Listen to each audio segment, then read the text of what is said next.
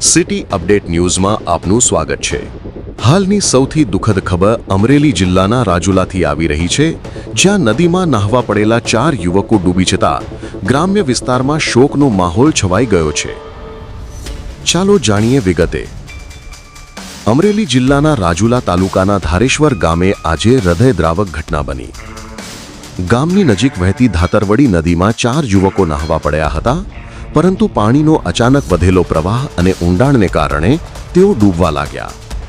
સ્થાનિક લોકોએ યુવકોને બચાવવાનો પ્રયાસ કર્યો, પરંતુ પૂરતી મદદ મળતા પહેલાં જ 4 યુવકો પાણીમાં ગરકાવ થઈ ગયા।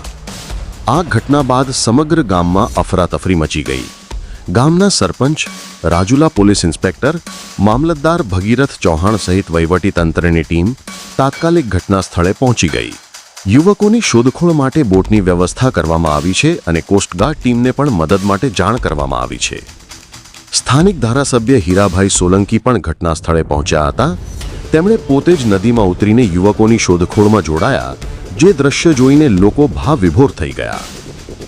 ઇન્ચાર્જ મામલતદાર ભગીરથ ચૌહાણે 4 યુવકોના ડૂબ્યાની પુષ્ટિ કરી છે। આ ઘટનાથી ધારેશ્વર ગામ અને આસપાસના વિસ્તારોમાં શોકનો માહોલ છવાઈ ગયો છે। ખબરના સ્ત્રોત અમરેલીથી મહેશ બારૈયા।